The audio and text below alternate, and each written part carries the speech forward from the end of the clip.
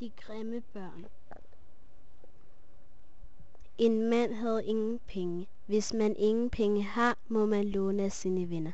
Det havde manden også gjort. Faktisk havde han lånt så mange penge, at ingen ville være venner med ham.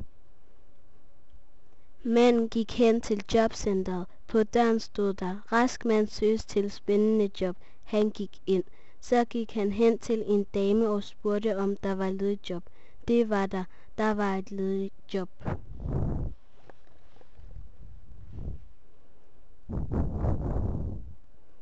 Næste dag skal han på arbejde. Han banker på døren, og en grim dreng åbner. Manden siger, at han skal arbejde. Han går ind og begynder med at lave mad.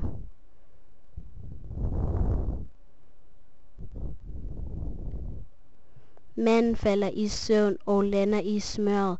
Da damen banker på, vågner manden og åbner døren. Hun siger, at hun skal aflyse ham. Måske bliver de kærester.